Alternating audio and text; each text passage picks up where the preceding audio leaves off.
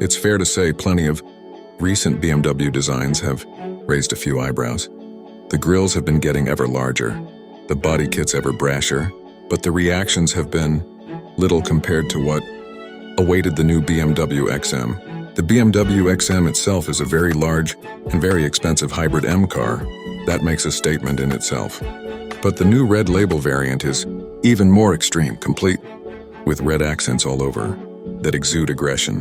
When Lamborghini tried securing a contract to manufacture an off-roader for the US Army, heavy and rear-engined, its Cheetah prototype was unimpressive at best. Officials gave the contract to AM General's Humvee instead. Lamborghini wasn't in a position to waste time or money, so it used the knowledge gained during the Cheetah project to develop the LM02. Its first SUV, Lamborghini unveiled its second SUV, the 600 bhp V8 Urus, in late 2017. GMC Syclone 1991. Forget the lowrider looks.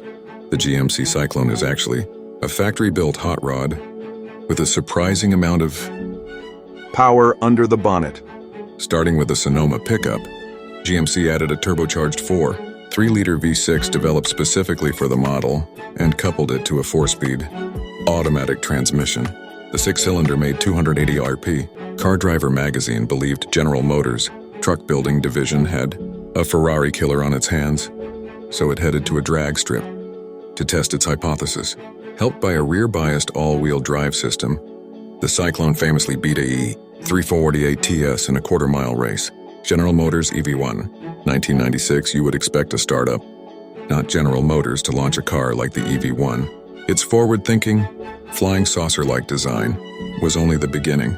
The EV1 used a 137 RP electric motor connected to a 5 kilowatt-hour battery. Aluminum and plastic reduced its weight to approximately 1,400 kilo. GM offered the EV1 through a lease program in select U.S. states. It canceled the project in 2003, citing the impossibility of producing such an advanced car profitably. Customers protested as they reluctantly returned the cars. Most of the 1147 examples built ended up recycled, which spurred dramatic conspiracy theories. GM CEO Rick Wagoner later said that the cancellation of the EV1 project was his biggest professional regret. Buick GNX 1987. Buick isn't the brand that comes to mind when you think of performance, unless you're thinking about performance during a golf tournament for their drivers.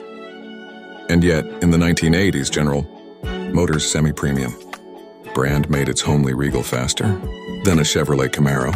The Grand National made its debut in 1982 to celebrate Buick's success in NASCAR racing. The original car's 1-liter V6 could only muster up 125 RP. Buick axed the nameplate in 1983, but brought it back in 1984 with 200 AP from a turbocharged 3-liter V6 power gradually increased leading up to the 1987 GNX, one of Buick's most collectible models. On paper, the limited edition GNX boasted 276 HP. In reality, the number was closer to 300. Buick undervalued performance numbers to protect the car of this type.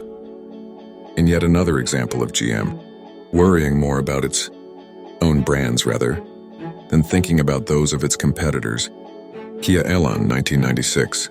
As its confidence grew, Kia began wishing for a halo model positioned at the top of its lineup.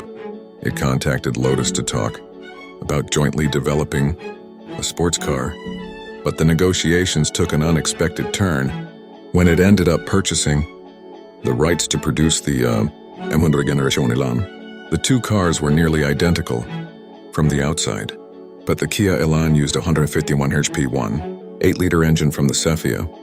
The Elan made a lot of sense as a Lotus. It was an odd car from a company then synonymous with bargain basement econoboxes like the Pride. Kia produced less than 1,000 examples. Most were sold in South Korea, but a tiny amount trickled into the UK. Mercedes-Benz A-Class. Wersate 1997. Mercedes-Benz's first entry into the city car segment raised more than a few eyebrows at the 1997 Frankfurt Motor Show.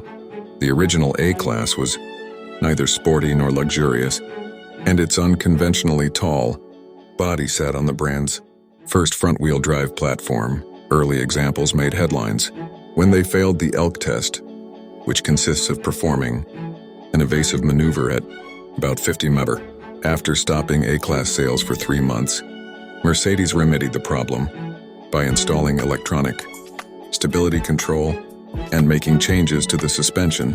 Lincoln Blackwood, 2001. The rationale behind the Blackwood was, if Lincoln can sell an SUV, it can sell a pickup truck too. The Ford F-150-based Blackwood got a navigator-like front end, faux wood paneling on the sides, and a carpet-lined cargo compartment hidden under a power-operated plastic cover.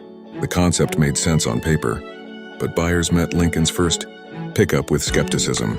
It offered none of the versatility they looked for in a pickup, and it only came with rear-wheel drive. Production ended a little over a year after its introduction, making it the shortest-lived model ever to join the Lincoln lineup. Porsche Cayenne, 2002. Porsche predicted it could successfully build an off-roader several decades before introducing the Cayenne, but it didn't have the money to see the project through until the early 2000s. The Cayenne was the company's first full production 4-door model, and that alone didn't sit well with brand purists. They scoffed at the idea and speculated it would destroy the Porsche brand faster than a 917K laps at Le Mans. Instead, the Cayenne set record sales. It proved the loyalists wrong with sports car-like performance, a trait Porsche has refined over 15 years and 3 generations. The current 3rd generation Cayenne remains the keen driver's choice in the large SUV class. Volkswagen Phaeton, 2002. A Volkswagen is a people's car by definition. The German company tried rubbing elbows with BMW, Mercedes-Benz, and its own Audi division when it introduced the Phaeton, built on a Bentley platform in a glass-walled factory in Dresden. The saloon stood out from every Volkswagen before it with a raft of luxury amenities, powerful engines, and a price tag to match.